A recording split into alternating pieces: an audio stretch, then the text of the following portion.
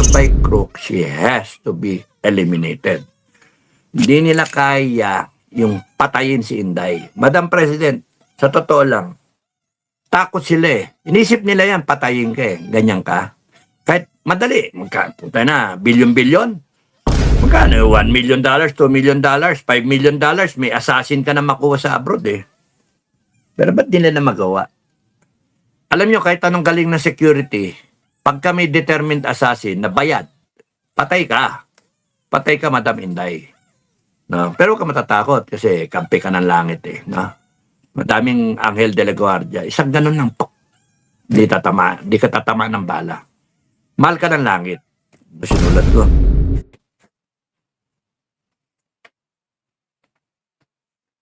The trial will have a vote of guilty. In the end, the majority will vote what? Guilty. Why? Overall plan. The overall plan, get her out. Pagka nakonsensya yung iba dyan at last minute biglang hindi nakuha 16 na boto. Kasi sila Cayetano, they're trying to say, oh yan, sinabi ni Escudero, 16 votes dapat. Constitution tayo. Credibility. 16 votes na. So, nasa record na ngayon yan. Wala nang problema. Nakahinga ngayon kayo. Nakahinga ngayon yung defense panel. Huwag kayong magpapalinlang kasi nga they're giving you little victories. Yung BIR box, pinasosole. Nakahinga na naman kayo. Yung laman yan, di nyo alam kung ano laman yan. Evidence kuno-kuno, pero Inday Sara, derogatory, ek-ek. Pinasoli sa BIR, hindi magagamit, bla bla. Kala ninyo, they are trying to show credibility such that kayo sa teleserye ng impeachment trial ay napapaniwala kayo na sa araw-araw hanggang umabot to sa katapusan, putya kala ninyo not guilty. Guilty ang bagsak niyan. Pananaw ko lang yan ha. Pananaw ko lang yan. Lahat ng kukontra sa akin, magbigay kayo ng pananaw nyo. Basta sa akin, ang tingin ko, and then, kahit anong mangyari dito, little victories, little arguments, counter-arguments, galing ng lawyer, galing ng ganito, ganyan-ganyan. Pag in the end, magbotohan do sa 4 na impeachment articles, lilitaw dyan, guilty. Isa lang ang kinakailang guilty dyan si Inday. Tapos na siya.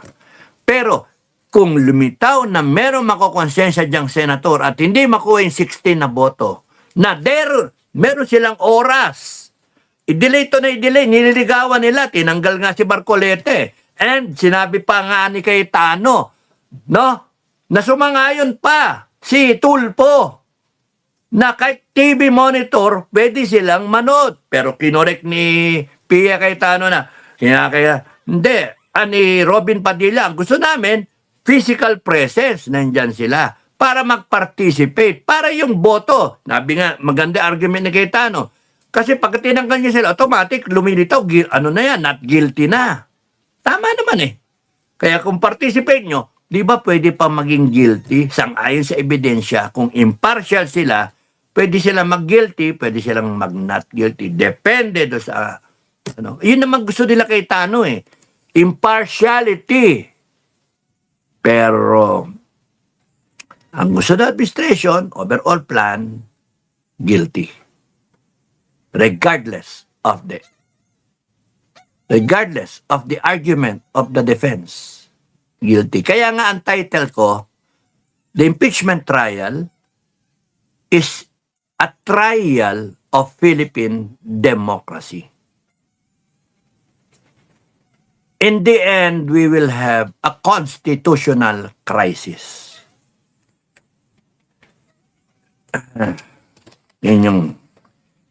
And once you have a constitutional crisis, what follows is a revolution. Yun yung gusto ko ipaano sa inyo. Isipin ninyo.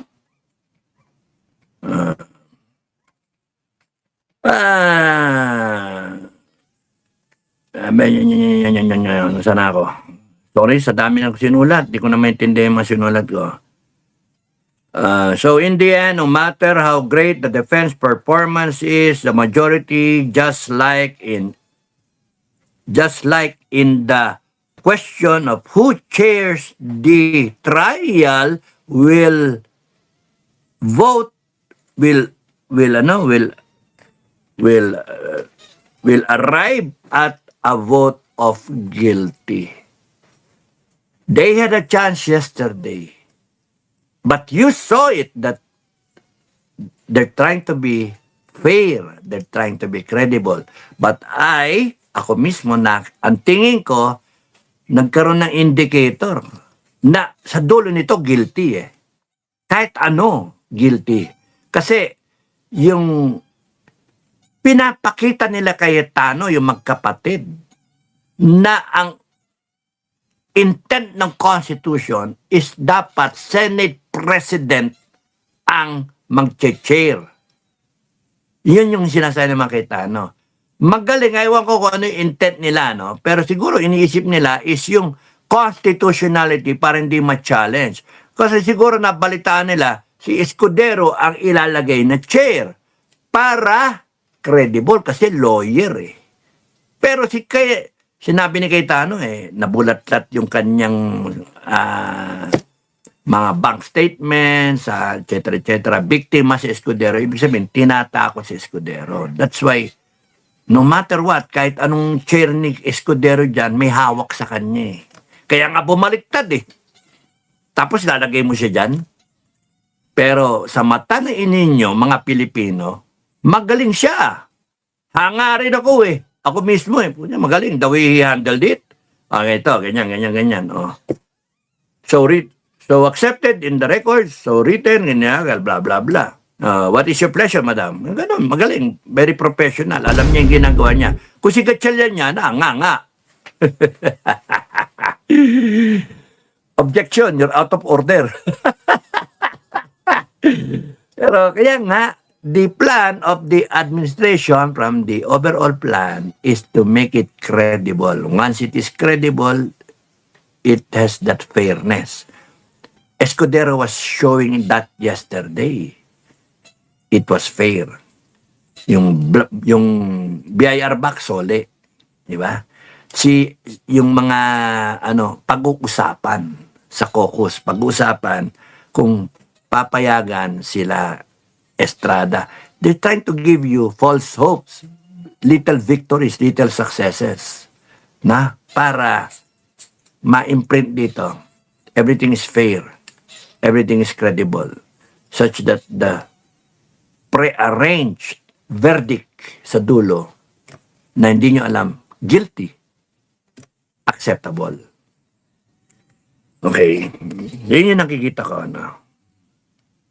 Ngayon, kung hindi man lumitaw yung guilty na yan at may nakonsensya bigla dyan, base sa mga lumabas na mga argument, counter-argument, ebidensya, at ayaw nilang bumoto ng di natin alam how the money will play, how the pressure will play, because the life of not only the vice president, the political career of the vice president, the entire country, how this will turn out, is based on 16 senators.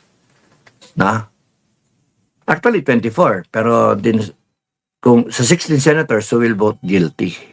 If they vote guilty, 16. Pero yung 8, 8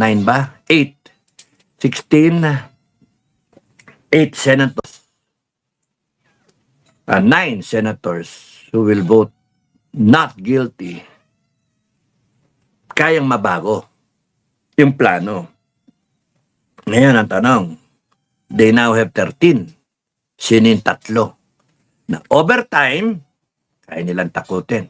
Nagawa nila kay Escudero at kay Villanueva. Hindi nila nagawa kay Estrada. Si Bato, natakot nila. Kaya si Bato, nagtago. Si Bongo, ang susunod. So, ang target niya, Bongo, tapos nun na-eliminate si Marcoleta, Ewan ko kung anong gagawin nila. And then si Robin Padilla, kakasuhan, obstruction, di ba? Tapos si Cayetano, tapos nun yung Villar, dalawa. Si Loren, tatlo. 13 sila ngayon, kailangan nila tatlo. Isa lang bumaliktad, tatlo lang bumaliktad dyan. Kuha na nila. 16 votes. They have the time. No more rallies. It's a spectacle na araw-araw o kaya depende sa schedule nila. Mamaya teleserye na naman.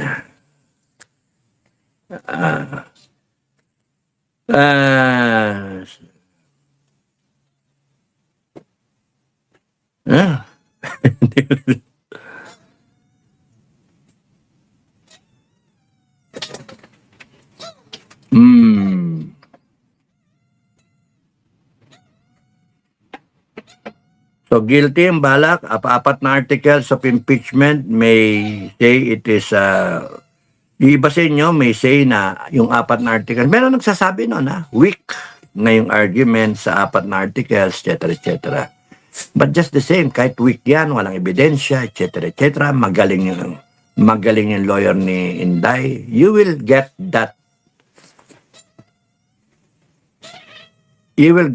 thinking na magaling yung mga lawyer ni Inday. Magaling naman talaga eh.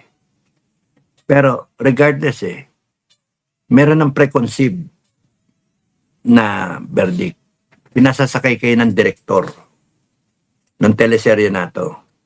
Hindi, ang dulo niyan, guilty. Doon papunta Kasi, tignan nyo question, kung meron mga senator na ang iniisip ay konstitusyon, bakit dinisregard yung argumento ng framers ng constitution na dapat ang nakaupo na presiding judge, Senate President? Simple, binutohan nila, 12-8. Tapos, Escudero ngayon nakaupo. Pero, the intent of the framers of the Constitution, nandoon So, wala silang paki dun sa intent ng Constitution. Meron silang paki dun sa plano ng administration. Dapat si Escudero ang presiding. Bakit nga? Credibility. You see how he performed kahapon? Professional, ganito ganyan. And nagbibigay siya ng yung BIR box, yung ganun ba. Very, yung dating. So, over time, you will develop the thinking na may pag-asa naman at guilty si Inday. False hopes, etc. etc. Basta may credibility, may fairness, may acceptability kung ano man yung verdict. Kung manat guilty man sa Inday Sara, sa tingin ko, magigilty siya, regardless, hindi dahil sa paniwala ko, guilty siya. Hindi. Alam ko not guilty siya. Pero dahil sa luto na nga ito, kasi nga yung overall na plano, doon yung isipin na eliminate the Dutertes, eliminate yung ng 2020, etc. etc. Prolongation of power and the bending the law and then the knockout, Inday Sara shouldn't be the president. Impeach her. Makawala man yan dyan, tinipak mo yung kanyang kredibilidad because you have a credible impeachment trial. Na kahit man not guilty siya, tinipak mo yung kanyang mass base. Kasi nandun yung question mark. Putay na, nagnakaw talaga ito Putay na, ganito, ganyan.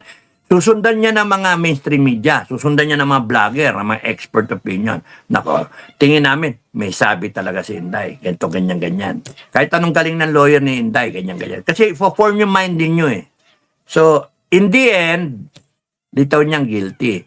Kung walang pagtayo ang taong bayan dito, pag hindi kayo tumayo, ang litaw niyan, si Inday Sara, wala nang laban sa 2028. Bakit?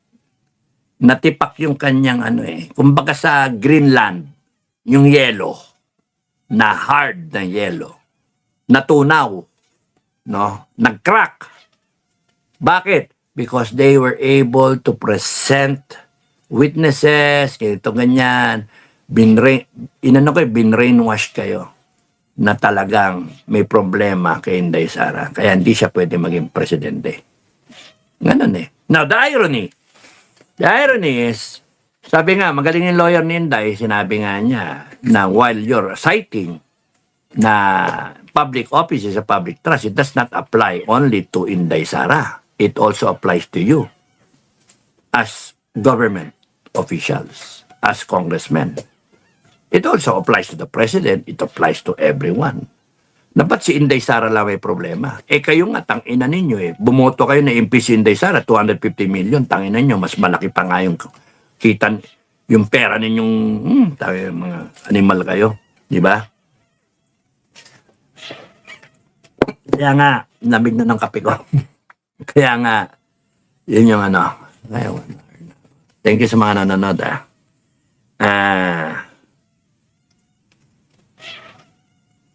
Okay.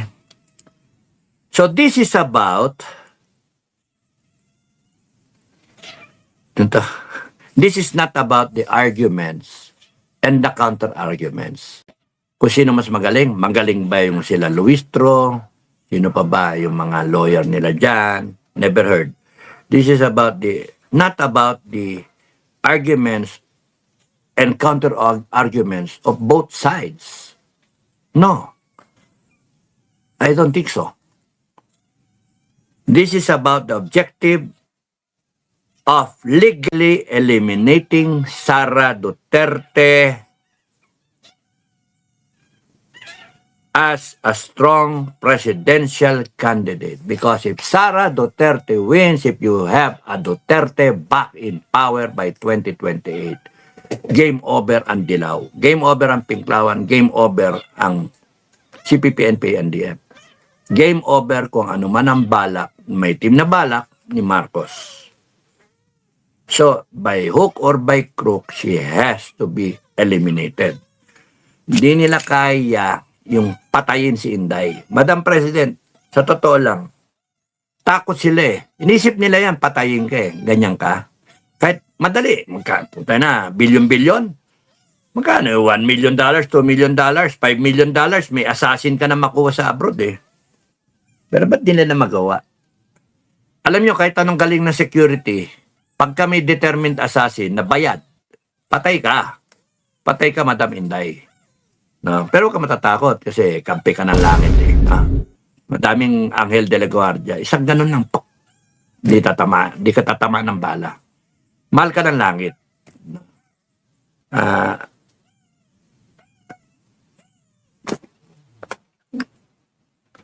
Hindi ka, ayaw nila na i-assassinate ka kasi alam nila revolusyon ang bagsak nun.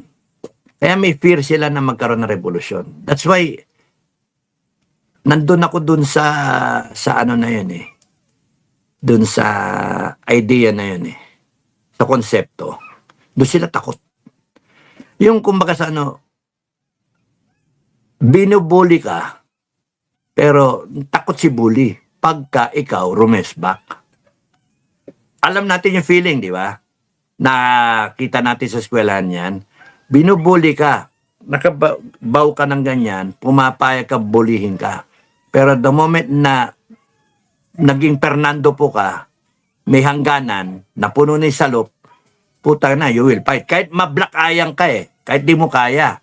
Basta mapaglaban mo yung dangal mo Tatayo mo yung bully. Doon takot si bully. Yung punto na yun nalalabang ka. Kasi pagka lumabang ka, yung iba, may inspire, lalaban din. Takot si bully doon. Gagang up kayo ngayon sa kanya. Doon takot ang Malacanang. Kaya kung papatayin ka, Inday Sara, di nila kaya takot sila doon. Kasi alam nila, mamatay ka man, another Duterte will take the fight to Malacanang. And the people will make sure timbog ang Malacanang. Magiging martir ka. No?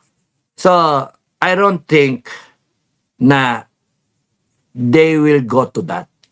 Even if they have the capacity and the devilish mind to do so. Hindi. Nandun yung fear. Wala silang, hindi nila papakinabangan lahat yung ano nila pagka yung tao mismo na they are lording over na kayo, ayaw niyong tumayo, baw kayo kasi natatakot kayo. Yun yung atmosphere na gusto niya. Divide and conquer. Contain kayo sa kahon na parang mga daga. Rally dito, rally doon. Basta peaceful rally. Basta may permit. Doon pagka kayo, sumusunod kayo doon sa limits ng batas, panalo sila. Yun yung gusto nila So, kaya nga doon, ang takot sila, sunugin niya yung konstitusyon. Doon sila takot, punitin niya yung konstitusyon. Doon sila takot, constitutional crisis. So they will have to bring this impeachment into a level na convincing. Convincing. So sinimulan nila kahapon. Nandun yung isang indicator kahapon yung chairmanship. Nandun yung si Escudero. Is doing a good job performing. Give and take. Ganon. Allowing the defense to think na little victories.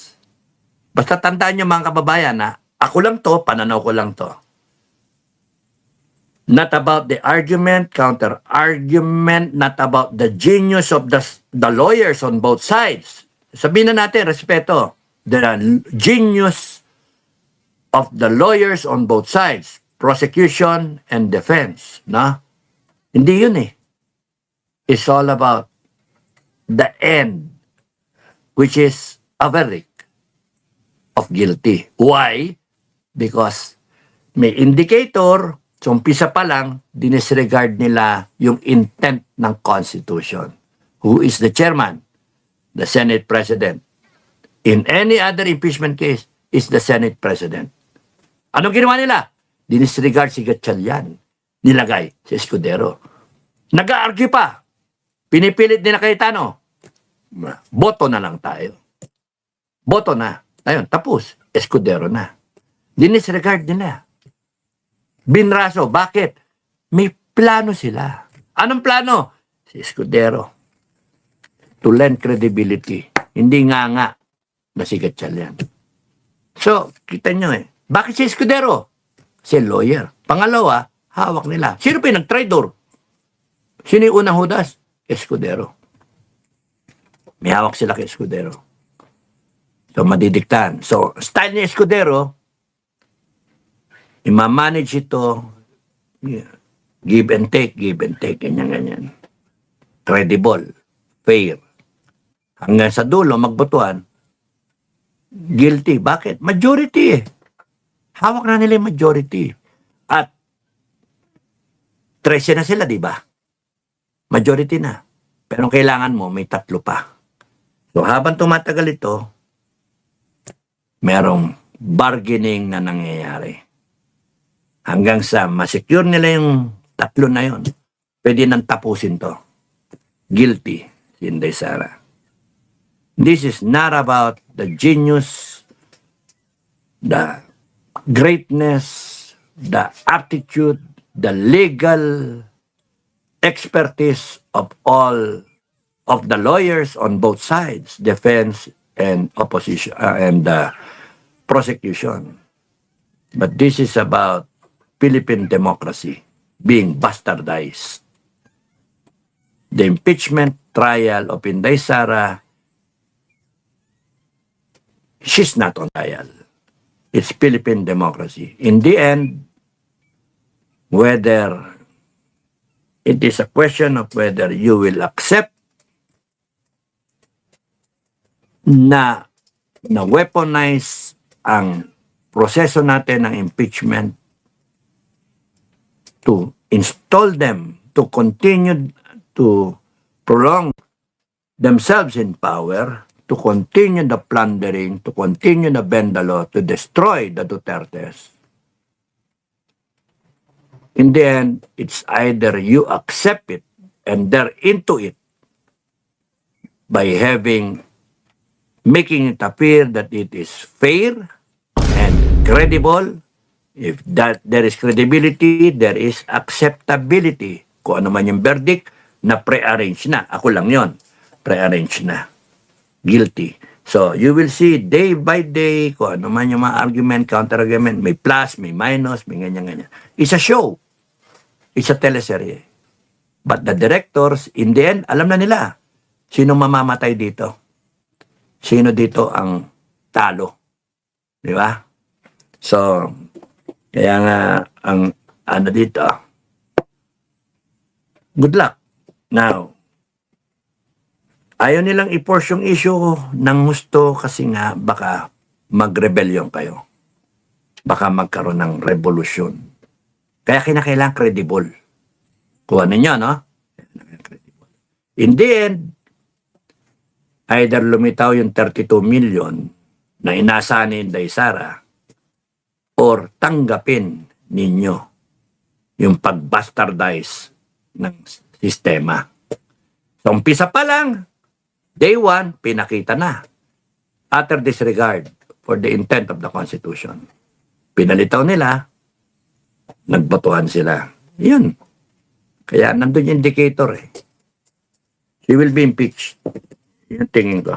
Regardless of all the arguments, counter-arguments, whether she's innocent, no.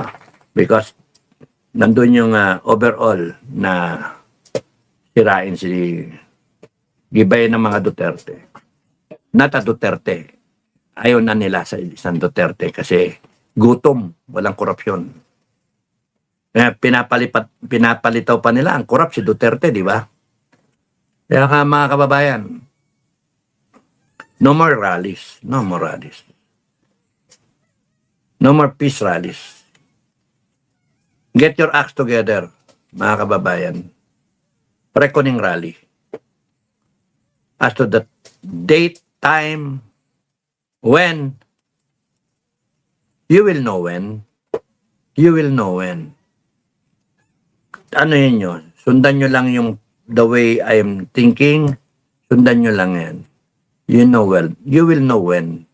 Gusto kong madinig yung argument. Gusto kong makita yung brilliance ng mga lawyer o yung katangahan ng mga lawyer. Gusto kong makita.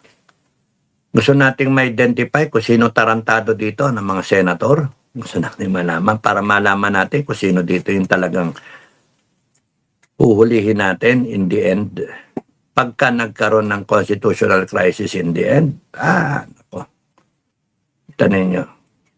At kayong mga leader, ang paghandaan ninyo, isa-isa kayong pipikapin. Isa-isa kayo kakasuhan, uhulihin. Yan. Kaya sinasabi ko sa iyo, mag-usap na kayo. Okay. Ano pa ba akong hindi nasulat?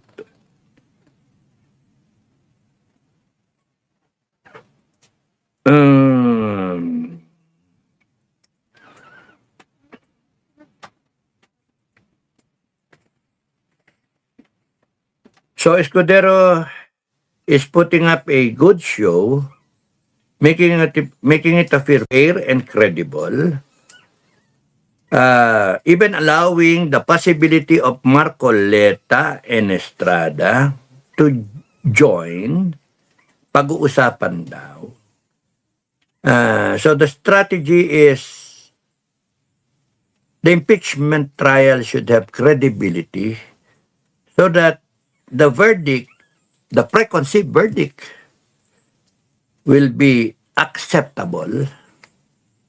Na akala mo mabotohan ng dahil sa argument, counter-argument and all that. No. Meron na yan, preconceived na. Kasi preconceived si Escudero eh. Ang dali-dali naman. O nga, no? May point kayo. Yan yung spirit ng Constitution. Kung talagang habol ninyo, constitutionality, ang habol ninyo yung ano nito, yung justice, etc., yung spirit of the Constitution. Pero hindi eh. Bumoto kayo, escudero dapat kasi yun yung plano nyo. Yun yung plano nila. So, wala eh. So, ano dapat ang sigaw? Ano yun? We are one. Marcoleta, we are one. Marcoleta, suportado namin. Nasaan na ngayon? We are one. I beg to disagree na. Walang we are one. We are divided. We are really divided. Let's accept that. Mga kababayan, let's accept that. Ako, I have accepted it already. We are divided. So, hindi na dapat sigaw yung we are one. Ang dapat sigaw dyan, we are Filipinos. Wala na. Hindi nyo pwedeng i-unite ang Pilipinas eh. Kasi ang galing nila eh. Na-divide na nila eh. Maraming Pilipino nakaasa sa ayuda. Sige, bigay nila ayuda. Pera naman natin yun. Oh. Na ang kinakilala nila ay satisfy yung ilang milyong Pilipino, 30 million na Pilipino at 120 million. Ayuda, ayuda. Daanin sa ayuda hanggang sa pagdating ng 2028 para makuha nila. Pero actually, hindi na nila kinakailangan na bilhin yung mga boto nyo eh. Bakit? Hawak nila yung COMELEC eh. Bayaran mo na yung COMELEC ng 2 billion eh. Hindi magkano yung kay Andy Bautista noon? 1.6 billion, di ba? So, kung kunyari 2 billion yung ilabas mo sa COMELEC, kahit nga 5 billion yan eh. What is 5 billion compared to 7 trillion na budget sa 2027? Kunin mo dyan yung 30%, meron kang 2 billion, 2 trillion. Ayan tayo silang pera. Kaya nga sabi sa inyo,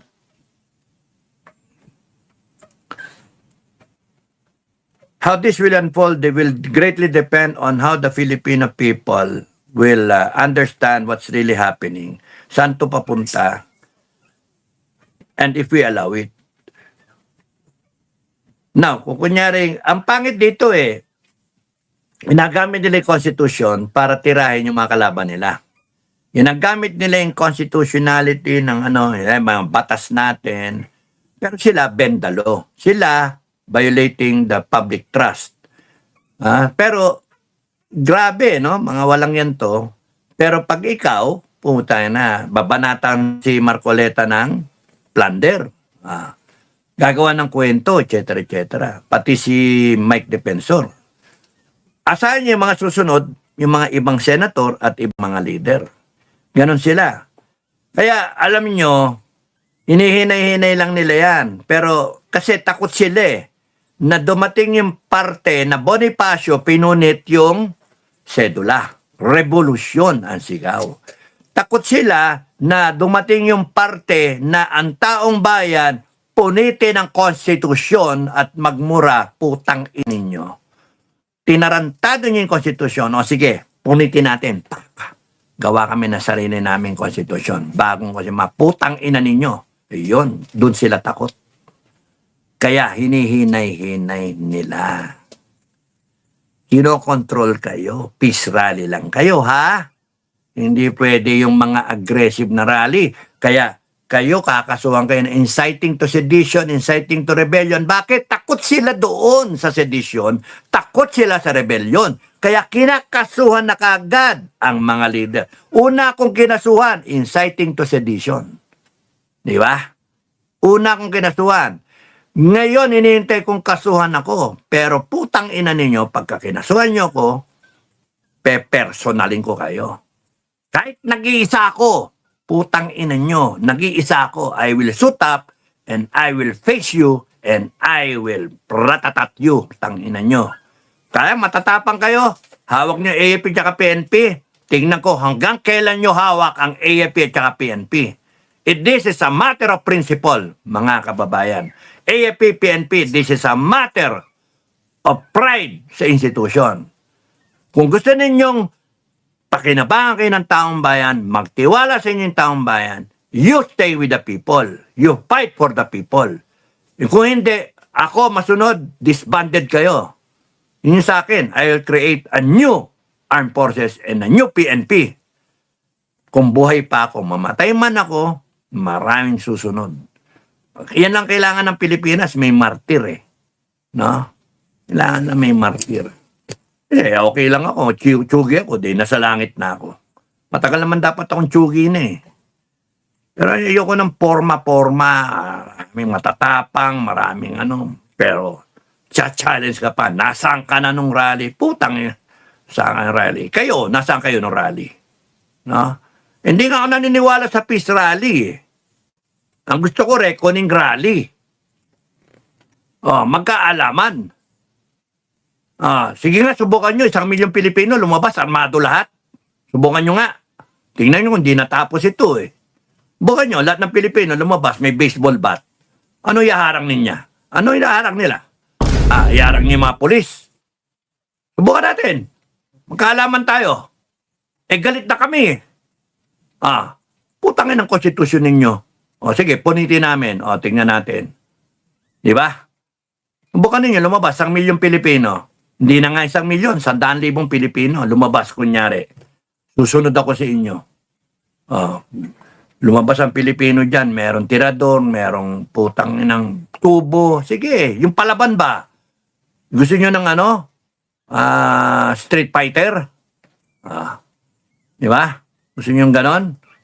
Harangan nyo kami ng puta ng mga barbed wire. Harangan nyo kami niya. Puta, ragis ka. Magpadala kami dyan ng ng backhoe. Padala kami ng bulldozer. Marami mag-volunteer dyan. Padala kami ng 10-wheeler eh. Padala kami 10-wheeler dyan. Puno ng gasolina eh. Tanker. Pagsisindihan namin kayo eh. Walang kasi gumagawa ng ganon. Kaya ang lalakas ang loob nyo. Kasi kinahon nyo ang Pilipino. Peace lang, peace lang. Pero dinadala ninyo kasi ang taong bayan sa sobrang pigang-piga, galit na galit. Subukan ninyong maglabasan ng taong bayan dyan na may tubo. Tignan ko kung sino matapang dyan ng polis. Sasabihin ng taong bayan, Mamang polis, saan ka ba? Kakampi ka ba namin o hindi? Gusto lang may malaman. Sasabihin, kakampi namin kayo. Doon, kita nyo, biglang nagbago. Matakot sa inyo eh. Isipin mo ba naman nakaharap sa'yo 2,000 polis, kayo 100,000 na armado lahat? Magbabago. Hindi na peace rally, reckoning rally. Pero yung mga banat ng mga opposition kasi peace rally, peace rally. Sumusunod kayo sa playbook ng ng Malacanang. Kaya, in the end, okay,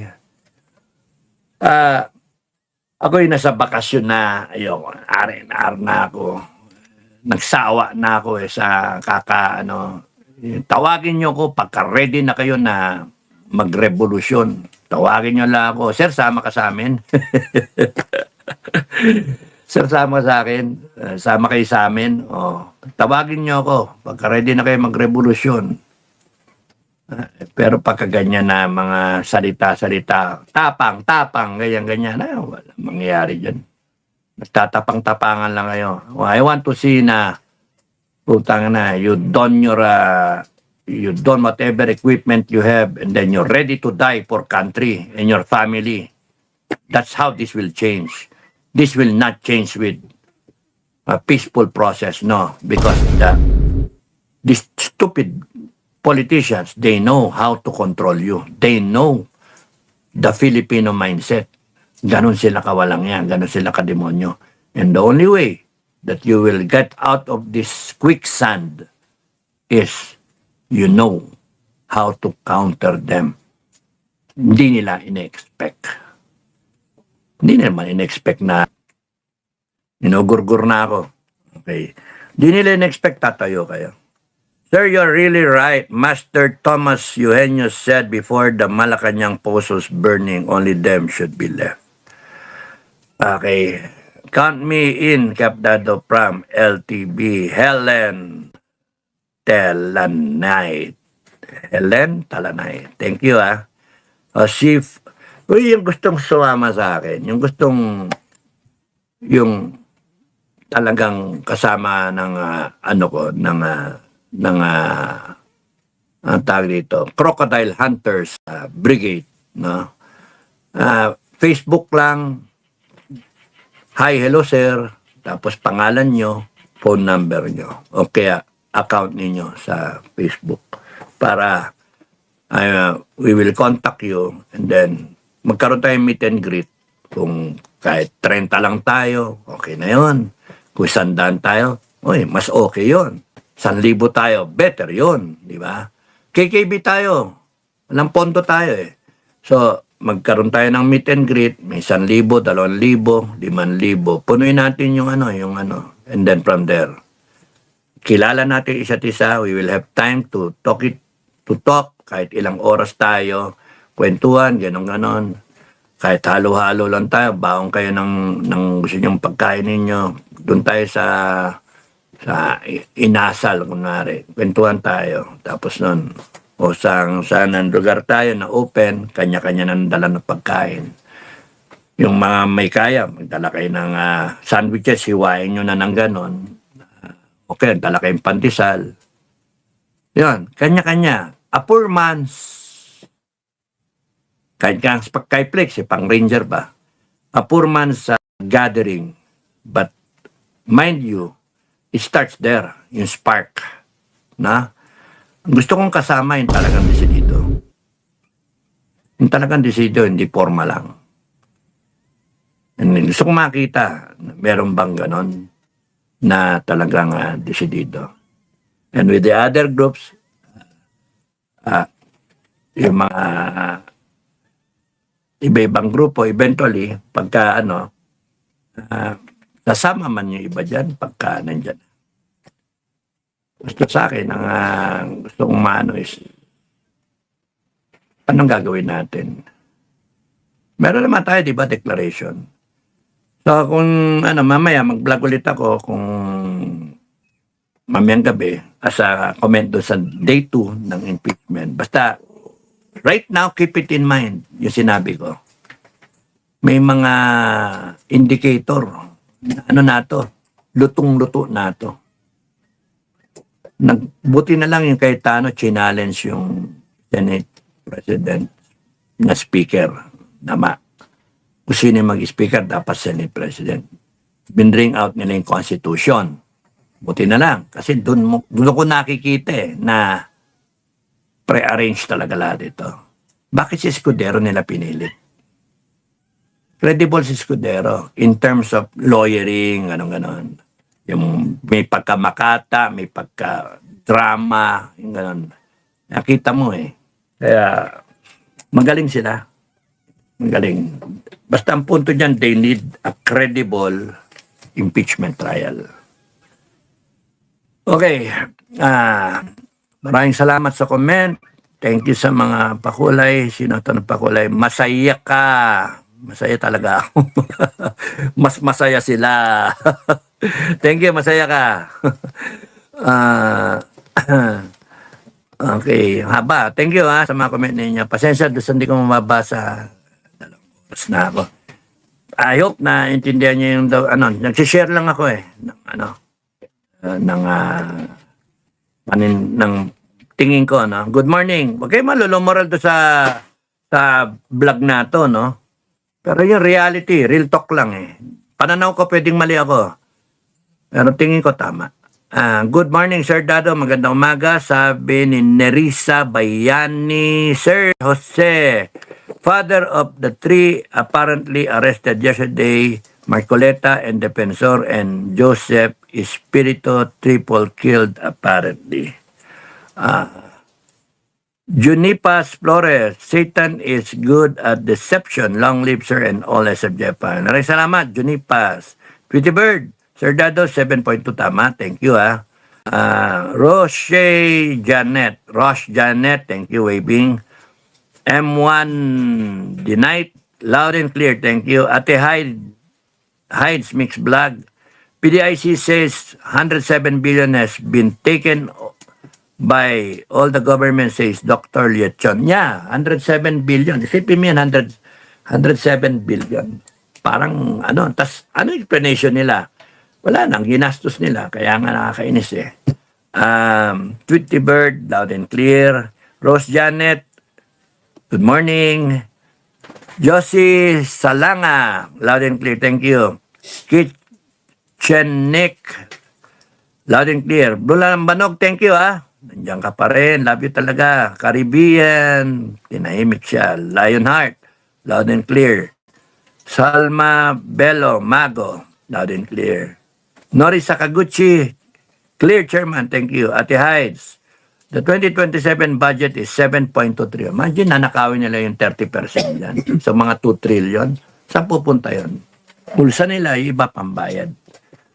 Jennifer Villar, loud and clear. Kaya nga ang tanong nga dyan ang tanong ko aya pa ba natin na umabot to ng 2028 o gagawa na natin ang paraan? Kasi pagka inabot man 2028, budget ng 2027, 7.2 trillion. Pagdating ng 2028, ano budget ng 2028? 7.5 trillion. So, roughly, that's 14 trillion. 14 trillion to 2 taon. 30% nun. Mario Joseph, 14 trillion, 30%, 3 times 4, 12, 3 times 1, 5 trillion. Shit, no? 5 trillion. Almost, no? Kaya nga, sige nga, totoo natin numero. Do the math. 14 trillion times 30%, 3 times 12, 3 times 1, 3, 4.2 trillion. Imagine, 4.2 trillion ang nakawin. Budget yun. Wala. Paano yung ibang agencies?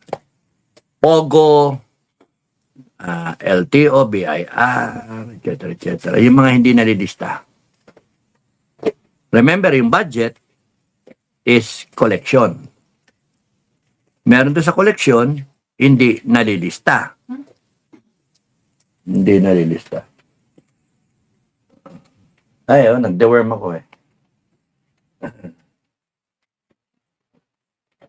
Tatlo. Nagde-worm ako, litawan yung mga worm. Ay, ipunin mo na, ipon. Again, noodles yan Nori Sakaguchi, thank you, Karina Braganza, loud and clear here in New Zealand. Thank you. Kamusta sa mga taga New Zealand? Zeni Manalastas. The government runs by satanic people. O nga not billions or trillions. Junipas Flores. Kamali lang ako doon. Jane Carino, 7.2 trillion, not po billion. Oh, yeah, thank you for correcting me. 7.2 trillion. Laki, no? 7.2 trillion. Sipin niyo yan. At ang pinag-usapan pa lang natin yan, ang pinag-usapan natin is yung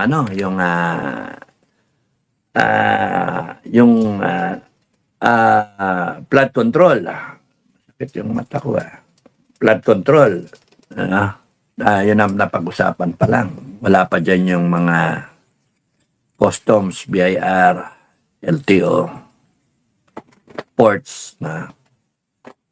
Okay. Agree, 7.2 trillion then the government already spent the PDIC 107 billion. Kaya nga Ate Hides, Catherine Mendoza, poor Filipinos. Agree until such time that we will get our acts together. Inday Sara will not stand up. Ang pangit kasi if si Inday Sara stands up after the impeachment, it's self-serving. Kaya dapat nga kasi kunyari, ginilti si Inday Sara, tayo yung tao. Hindi pa rin siya makalid kasi parang delikadesa. Kung yun ang peg delikadesa. That's why, ewan ko ba, dapat ang dyan tumayo na dapat si Inday nung mahirap magsalita. Maraming magaling naman kasi. Catherine Mendoza, poor Filipinos. Junior Felix Vlog, after all, they can send Zalti back home. BBM just doesn't want to. Oo nga. Ate Hides. So if our bank goes bankrupt, there will be no insurance. Meron pa, ang insurance na lang is from 1 million yata o 500,000 naging 250,000 na lang. Hillary Albert Espra said, may mga nagsabi, may nagsabi na civil disobedience, walang magbayad ng taxes. Hindi, paano gagawin yun? Built-in yung taxes may VAT, may ganon. Pagka hindi ka nagbayad ng tax, sisitahin ka ng employer mo. Hindi naman pwede. Kasi built-in sa sistema natin, babawas na yung taxable income, babawas na yung provision for income tax at kukolektahan nila yung employer mo. No? Kaya nga nakakainis eh. Kaya di ba remember, W-2, mga ganon-ganon. So, pagka nagre-remit yung employer mo, nandoon na, may record na. Kinukolekta na eh. So, paano mo sasabihin sa employer mo, ayoko ng tax? Hindi, sesante ka. Kaya nga hindi tayo makakaano ng civil disobedience. Ang isang pwede, bank run. Bank run. Kung walang yan, sige, lahat tayo, agree tayo, withdraw tayo lahat ng pera. Hawakan natin yung pera natin. Yun, bank run. Yari dyan ng mga oligarchs. Bank run mo, BPI, Metrobank, PNB. Ibig sabihin, sabay-sabay, mag-withdraw Pilipino. Putang na, giba lahat yan, banking system. Tingnan natin anong mangyari. Kasi kita nyo, the moment mag-withdraw kayo, magkaamoy sila, sasarado na nila yung mga ATM. Wala na, hindi nila lalagyan ng pera. Pero along that line of do it in a 1 week or what, span of how many days, withdraw kayo yung pera. Yung malalaki pera, start withdrawing your money. And then biglang sabay-sabay, pak, pucha. Yan yung civil disobedience. I-bank run, mo. Kaya nga naman tinapon yung bangkong tatakbo, hindi naman yung tao. Pera nyo yan, withdraw mo kunyari, meron kang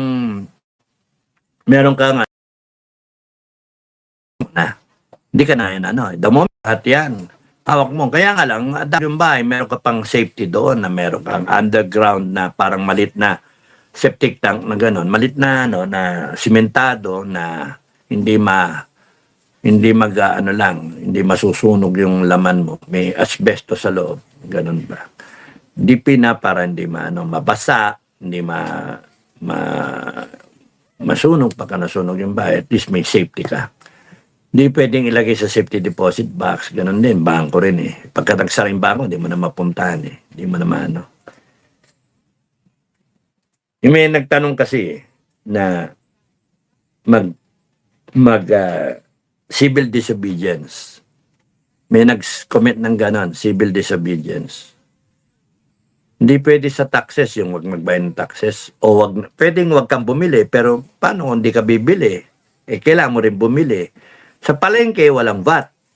Sa palengke, walang VAT. Bibili ka ng gulay, wala resibo eh. Yun yung So, doon kayo bumili sa mga walang nang collect-collection ng VAT.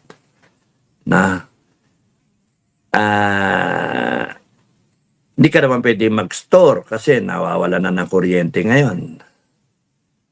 Kaya ang pinaka dyan, sa nakikita ko, withdrawin natin lahat yung pera natin.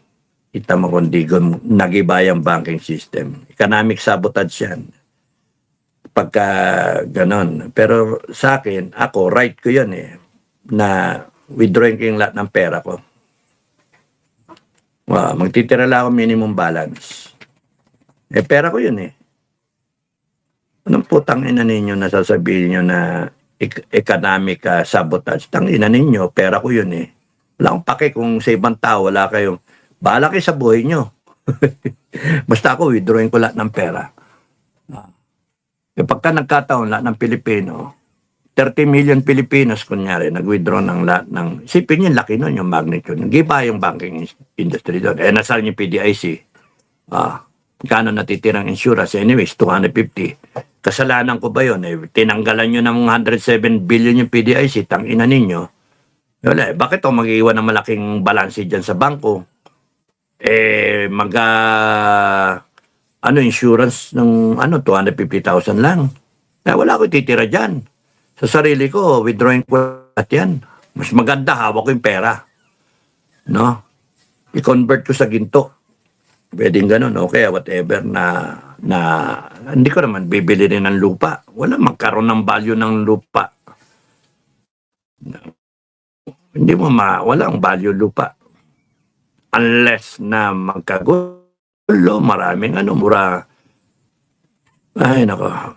Pwede rin, convert mo yung pera mo into a farm, tanim ka. Hindi, maganda, hawak mo na yung cash mo. Maganda, hawak mo na yung pera mo, lalo na pagka magkaroon ng end of days scenario, biblical, end of days, maganda mo na ikaw ang hawak ng pera. Kasi pagka binangkran ka rin ng mga putragis na mga oligarch, sila may hawak ng bangko. BDO, BPI, Metrobank, lahat ng bangko PNB, Land Bank sa gobyerno. Land Bank kinuha nga yung pera ng dun sa Maharlika Pan, di ba? Kaya nga itong gagong gobyerno na ito. Gago itong bangag talaga Alam nyo, kaya nga may kasalanan din AFP dito tsaka PNP. Kayong mga nasa itaas, kahit anong daanin ninyong argument, may kasalanan kayo, may sabit kayo. Bakit?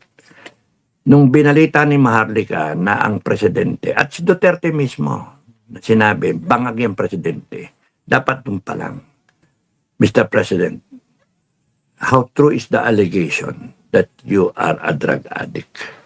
Huwag niyong pakinggan yan.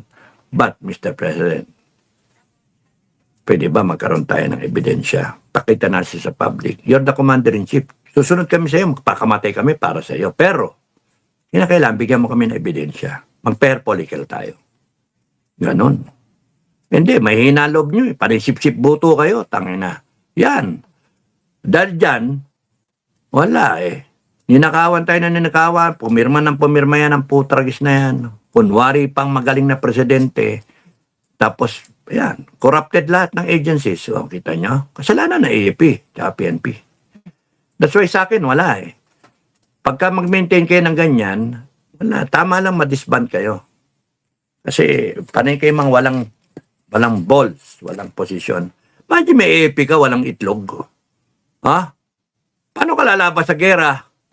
Tapos nagsasalita kayo sa AFP na lalabang kayo 30 days? And then i-take reinforcement Amerikano? Ano bang kagaguhan yan? Your mission, AFP, is to survive. That's the mission. Because if you're dead, you cannot defend the people. Puta ka na, lalabang kayo 30 days tapos patay na kayo. Pagka di dumating reinforcement, anong nangyayari sa tao? Lalaban ang tao, hayaan nyo. The mission of the AFP is to make sure that you are alive so that you are able to defend the people. By being alive, you are able to be with the people and you are able to help train, develop, and make the people survive. Kaya nga yung mga mali, yung mga high level na 1995, tama si Ramos. Modernize yung armed forces. Pero, ilan years na? 95, 31 years later, hindi na tama yung modernize yung armed forces. Hindi na. Nag-modernize yung mga kalaban Nag-modernize na lahat, tayo naiwan. Bakit? Tanga yung Congress Tanga Putangin lang yan. Tapos expectin ninyo yung armed forces natin, dedepensahan tayo. Hindi na kaya. Ang drive dapat ngayon with an ounce of konting utak is to make sure you equip your manpower, which is the 50 million reservists. Yun yung tama. If you're going to spend 35 billion sa purchase of equipment and all that, I'd rather spend 35 billion. 35 billion to equip 1 million Filipinos. Or put up the industries. Tayo sariling steel mill para di tayo bili-bili ng bakal sa abroad. Kailangan. Gawa tayo sarili natin ng mga barrel, etc., mga components. Tapos gawa tayo sarili natin barrel. Pinakamaganda na design para bibilin din ng mga Southern American, African countries. Kausapin niyo si Traore, bigyan namin, supply namin ngayon ng baril. Maganda yung baril namin.